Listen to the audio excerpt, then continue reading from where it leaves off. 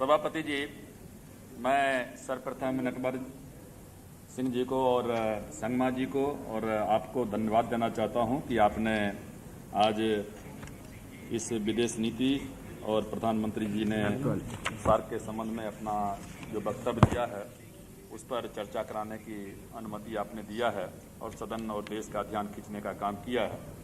सभापति जी, सबसे पहली बात तो मैं कहना चाहूँगा कि चाहे हम इस पक्ष के हों या उस पक्ष के हों, हम लोग सब लोग एक हैं भारत के हित के मामले में। और जो सरकारें बनती है वो सरकार भले हम दल के अंदर में कहें, संसद में कहें कि ये भारतीय जनता पार्टी की सरकार है या कांग्रेस की सरकार है या यूनाइटेड फ्रंट की सरकार है, लेकिन देश के बाहर ये भारत सरकार होती है। और जब भारत सरकार होती है तो भारत सरकार का मतलब कोई पार्टी नहीं होता है, सरकार होता है। लेकिन और आज तक का ये पॉलिसी रहा, अटल बिहारी वाजपेयी साहब, हम लोग 77 से यहाँ मेंबर ऑफ पार्लियामेंट हैं और 77 में विदेश मंत्री थे और हम सब लोगों को गर्व भी बहुत होता था कि अटल बिहारी वाजपेयी जी भारत के विदेश मंत्री बने हैं। शंकाएं बहुत थी उस समय में भी, लेकिन अपने कम समय में ही इन्होंने जो विदेश मंत्री की हैसियत से काम किया, नाम अर्जित किया, वो सारी शंकाएं निर्मूल हो गई। और ये उम्मीद की जा रही थी, आज भी उम्मीद की जा रही थी कि अटल बिहारी वाजपेयी जी के नेतृत्व में जो सरकार बनी है वो सरकार कम से कम कुछ भी हो, लेकिन वैदेशिक नीति के मामले में, डिप्लोमेटिक फ्रंट के मामले में कहीं कोई शिकायत नहीं आएगी पक्ष और विपक्ष से। और हमेशा से ये रहा भी है कि जो हमारा वैदेशिक मामला है या जो हमारा सुरक्षा का मामला है उसमें कभी इस संसद में कभी बहुत गहरे मतभेद उभर करके पहले सामने नहीं आए थे। और मैं देख रहा हूं कि पहली बार इस सदन में गहरे मतभेद उभर करके आए हैं और देश की जनता के बीच में भी इस मामले को लेकर के बुनियादी जो है बहस और बुनियादी मतांतर हुआ है। सभापति जी, जैसा कि मैंने पहले कहा कि देश का इंटरेस्ट सबसे ऊपर होता है और राष्ट्र के इंटरेस्ट के लिए जो भी कुर्बानी देना पड़े, मैं नहीं समझता हूं कि सदन या संसद या देश की जनता उससे कभी पीछे रही है। कभी खून देने की भी बारी आवे, भूखे रहने की भी बारी आवे, तो हमेशा से ये काम हम देश की जनता ने सेक्रीफाइस किया है और करता रहेगा। लेकिन कभी कभी हम लोगों को सोचना चाहिए कि शहीद होने में और आत्महत्या करने में अंतर होता है। हम 5 महल से कूद जाएं और कह दें कि हम शहीद हो गए हैं, तो 5 महल से कूद करके मरना आत्महत्या कहलाता है, वो शहीद की श्रेणी में नाम नहीं आता है। उसी तरीके से जब हम नेशनल इंटरेस्ट की बात कहते हैं तो नेशनल इंटरेस्ट में और पार्टी के इंटरेस्ट में और पर्सनल इंटरेस्ट में हमेशा से अंतर रहा है। सबसे ऊपर में राष्ट्र का हित होता है, उसके बाद पार्टी का हित होता है, उसके बाद व्यक्ति का हित होता है। लेकिन इतिहास साबित है कि जब राष्ट्र के हित के ऊपर में पार्टी का हित रख दिया जाता है या व्यक्ति का हित रख दिया जाता है तो राष्ट्र को बहुत उसका चुकाना पड़ता है लॉन्ग टर्म में। और मैं समझता हूं कि आज जो चीजें हुई है वो इसी 2 घेरे में है। एक तरफ से ये कहा जा रहा है कि जो अणुपरीक्षण हुआ है, कुल मिलाकर के अणुपरीक्षण पर हम चले आते हैं, और जो अणुपरीक्षण हुआ है एक तरफ से कहा जाता है कि वो राष्ट्र के हित में हुआ है और इससे राष्ट्र की गरिमा बढ़ी है, तो दूसरे तरफ में ये आरोप लगता है कि ये राष्ट्र का हित नहीं है, इसमें पार्टी का हित ज्यादा है और ये बम विस्फोट कहीं दूसरे बम विस्फोट को डिफ्यूज करने के लिए इसका इस्तेमाल किया गया था। अध्यक्ष जी, मैं एक बात और कहना चाहूँगा कि बम विस्फोट हुआ, उस बम विस्फोट के बाद जो है चर्चाएं, उस समय तो मैं था अमेरिका में था और बाहर में था, वहाँ भी इस बात पर काफ़ी चर्चा चल रही थी और वहाँ भी तरह तरह की बातें हो रही थी। लेकिन मैं एक बात अभी तक मैं नहीं समझ पाया हूँ कि ये चैलेंज किसके खिलाफ में है।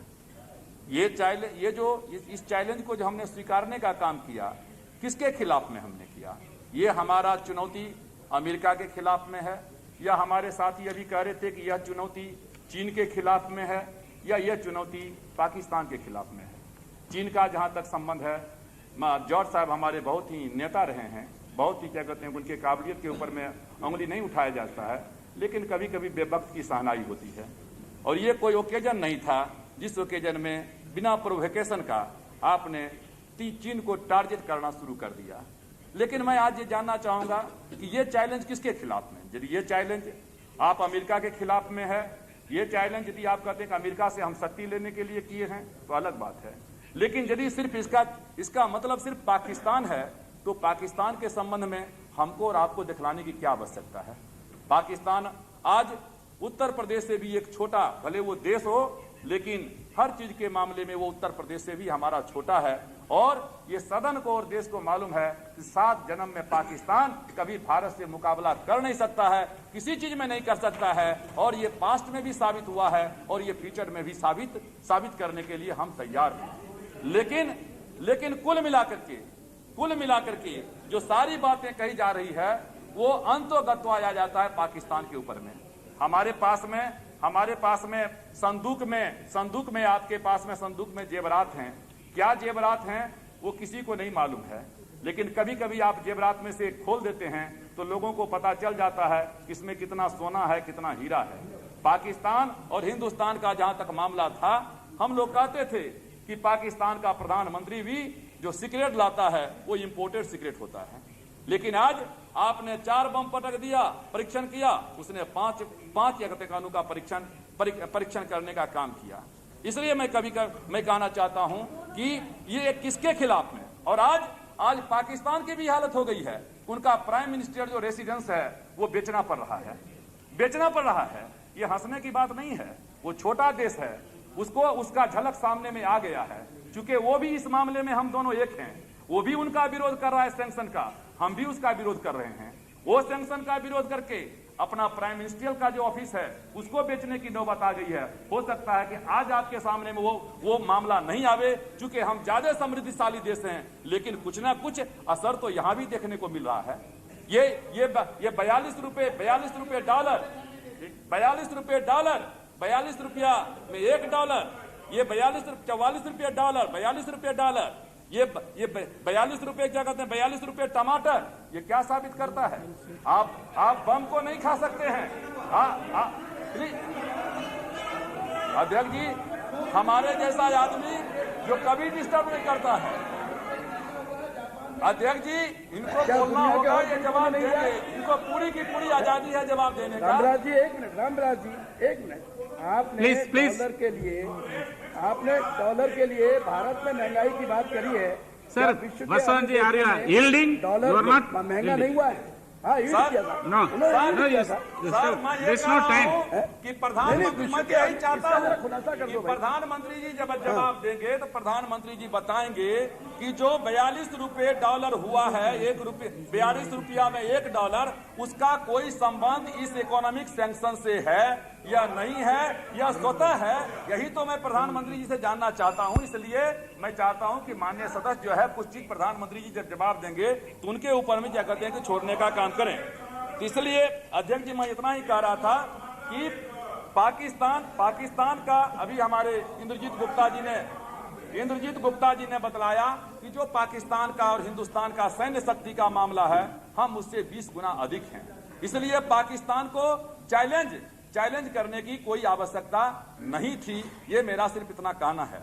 और मैं ये भी कहना, अध्यक्ष जी, मैं ये भी कहना चाहूंगा आपसे कि जो पड़ोसी राष्ट्र का मामला है, अब पड़ोसी राष्ट्र का भारत ने हमेशा से पड़ोसी राष्ट्र का जो है अगुवाई करने का काम किया है।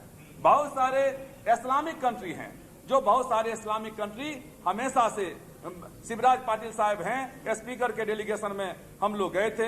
एक बार तो वाजपेयी साहब के साथ ही हम लोग गए थे सब लोग, लेकिन हम लोगों ने हमेशा से देखने का काम किया यूएनओ में, दूसरे जगहों पर, कि सारे इस्लामिक कंट्री कभी भी कहते हैं पाकिस्तान के साथ में कभी नहीं रहा।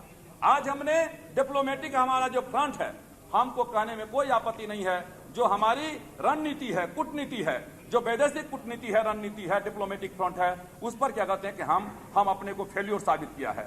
हम उसमें हम फेल्योर रहे हैं। और आज नतीजा है कि जो राष्ट्र भी हमारे साथ में था, वो राष्ट्र जो है हमसे आज अलग होने का काम उसने किया है। मैं अध्यक्ष जी, मैं एक सभापति जी मैं कहना चाहूंगा, हम लोग जब बात करते हैं हिंदुस्तान पाकिस्तान का, मैं आज पूछ रहा था कि हमारे आर्म्स के ऊपर में कितना पैसा खर्चा होता है।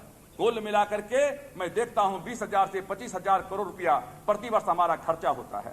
20-25 हजार करोड़ रुपया पाकिस्तान का भी खर्चा होता है। दोनों देश को मिला दें तो 50,000 करोड़ रुपया खर्चा होता है। जिस देश में पीने के लिए पानी नहीं हो, जिस देश में आज भी 50 से और गैर सरकारी आंकड़ा के मुताबिक 60% लोग गरीबी की रेखा से नीचे रहने वाले लोग जीवन व्यतीत करते हों, उस देश में चाहे इस देश का 25,000 करोड़ रुपया जाए या उस देश का 25,000 करोड़ रुपया जाए, ये पैसा कहां जा रहा है? घूम फिर करके ये पैसा जाता है अमेरिका के पास में। आज कोई सुपर पावर के नाम पर कोई सुपर पावर आज रसा सुपर पावर नहीं है, आज एक ही सुपर पावर है, उसका नाम है अमेरिका।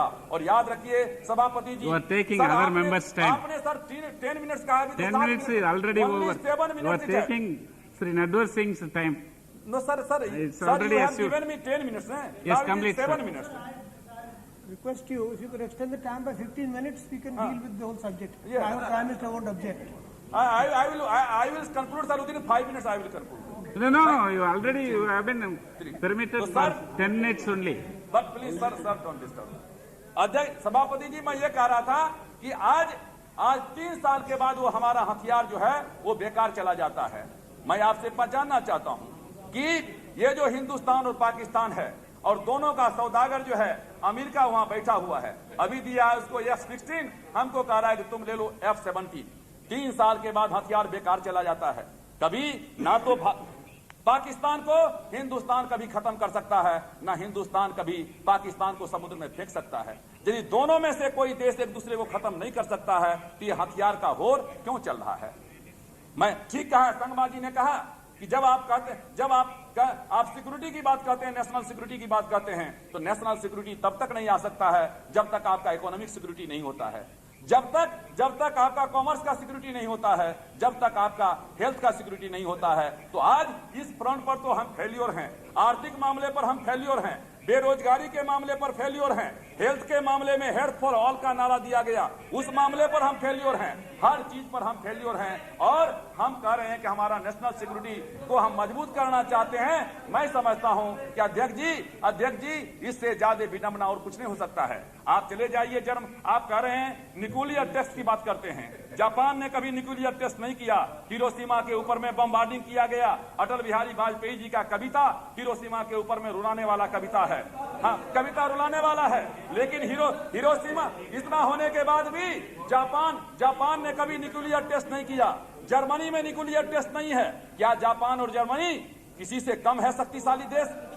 इसलिए सिर्फ हमने देखा है रूस को कि रूस कितना पावरफुल देश था और कहां वो चला गया न्यूक्लियर टेस्ट और आर्म्स के कंपटीशन में। आज वो कहां गया है वो हमारे सामने में है। इसका मतलब ये नहीं है कि मैं ये नहीं कहता हूं कि आप अपनी भारत की ताकत को आप कम करो। हम ये नहीं कहना चाहते हैं कि आप अपनी सैन्य शक्ति को कम करने का काम करो। जितना करना है आप बढ़ाओ। आपको कभी अपोजिशन पार्टी के लोग, चाहे कांग्रेस थे पावर में या बीजेपी है पावर में या यूनाइटेड फ्रंट की पावर में, कभी किसी ने नहीं कहा कि आप डिफेंस में कटौती करने का काम करो, उल्टे बढ़ाने का काम किया। इसलिए आपको जितना उसमें करना हो आप उसमें करो। लेकिन इसका मतलब ये नहीं है कि आप देश का जो इकोनॉमिक फ्रंट है उसके ऊपर में हम विचार नहीं करें। इसलिए सभापति जी, मैं एक बात और कहना चाहूंगा कि प्रधानमंत्री जी से मैं जानना चाहूंगा, एक लाइन सर 1 मिनट मोर। प्रधानमंत्री जी ने अपने स्टेटमेंट में कहा है कि the atmosphere of our discussion was cordial and constructive. तो एक तरफ से प्रधानमंत्री जी ने कहा कि हमारा डिस्कशन कॉर्डियल और कंस्ट्रक्टिव था, और दूसरे तरफ से पाकिस्तान का राष्ट्रपति ने कहा कि ये जो हमारा डिस्कशन का रिजल्ट था वो 0 था और वेस्टेज ऑफ टाइम था। मैं ये नहीं कहना चाहता हूं कि प्रधानमंत्री जो पाकिस्तान का है वो जो बात कह रहा है वो सही कह रहा है, लेकिन मैं जरूर चाहूंगा कि प्रधानमंत्री जी इसके ऊपर मैं जरूर जवाब दें कि ये जो डिस्कशन हुआ उस डिस्कशन का क्या रिजल्ट हुआ। जो आप रिजल्ट कह रहे हो ये फ्रूटफुल डिस्कशन का रिजल्ट रहा और क्वार्डियल रहा। यह सही है कि जो ये है इसमें कि atmosphere of our discussion were cordial and constructive. हाँ, यही constructive means applied that will be fruitful. If it is a fruitless, then how can you constructive? तो इसलिए तो इसलिए मैं जानना चाहता हूं कि दोनों प्रधानमंत्री के चूंकि इसमें प्रधानमंत्री पाकिस्तान का कहीं उल्लेख नहीं है, इसलिए प्रधानमंत्री जब जवाब देंगे तो मैं जानना चाहूंगा कि ये जो हमारा डिस्कशन रहा वो कंस्ट्रक्टिव डिस्कशन रहा, ये फ्रूटफुल डिस्कशन रहा, या जो वो कहता है कि वेस्टेज ऑफ टाइम है। Please assume your chair. Please conclude, sir. ये जो है ये जो बिग जीरो रिजल्ट रहा, मैं ये जानना चाहता हूं। और इन्हीं शब्दों के साथ मैं फिर प्रधानमंत्री जी से आग्रह करूंगा कि प्रधानमंत्री जी आप देश की ताकत को बढ़ाइए, सेना के मामले में बढ़ाइए, लेकिन कोई ऐसा काम नहीं कीजिए जिससे कि देश का इकोनॉमिक फ्रंट पर हम जो चैलेंज हमारे सामने में है उसको हम स्वीकारने में असफल हों। बहुत बहुत धन्यवाद।